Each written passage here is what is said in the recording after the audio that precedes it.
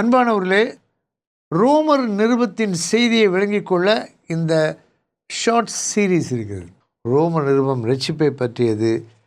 இதில் நம்ம பார்த்த காரியம் அந்த 4 முக்கியமானது. சார்ட் நீங்கள் பாருங்கள். சார்ட் ரொம்ப லேசாக ஞாபகம் வச்சுக்கலாம். 4x4 16 கட்டங்கள்.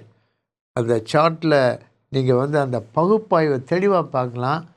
யாருக்கு ரட்சிப்பு? முதலாம் அதிகாரத்தில் முதல் கட்டத்தில் பார்த்தீங்கன்னா 17ஆம் வசனம் ரொம்ப முக்கியமான வசனம். இன்னொரு ஷார்ட்ஸில் அதை பற்றி நான் உங்களோட பேசுகிறேன். 1ஆம் அதிகாரத்தின் பிற்பகுதியில் துன்மார்க்கர் தேவ கோபாக்கினை கீழே இருக்கிறாங்க. 2வது சன்மார்க்கர் தேவ கோபாக்கினை கீழே இருக்கிறாங்க. 3வது இஸ்ரவேலர் யூதர் தேவ கோபாக்கினைக்குள்ளே இருக்கிறாங்க.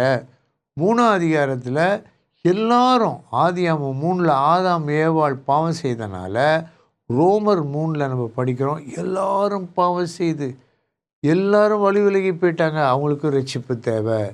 இப்போ அந்த 3 அதிகாரத்தினுடைய சுருக்கத்தை நம்ம பார்த்துருக்கோம். 4ஆம் அதிகாரத்தில் பாருங்களேன். அந்த அதிகாரம் பைபிள் பேஜ் பக்கத்தை பாருங்கள்.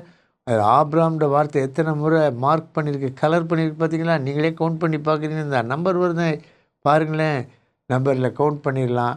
அப்போ ஆபிரகாமை பற்றி வருது. 4ஆம் அதிகாரத்தில் என்னன்னு சட்டுன்னு எப்படி யோசிக்கிறது?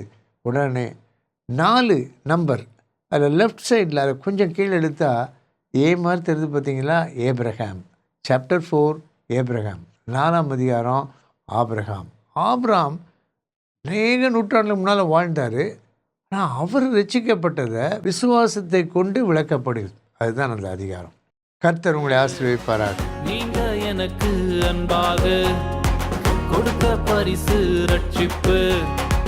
நானோ வீணாகி போகாம மீட்டு எடுத்தது உம் அன்பு. உங்களை எப்படி பாடுவேன், உங்களை எப்படி துதிப்பேன்.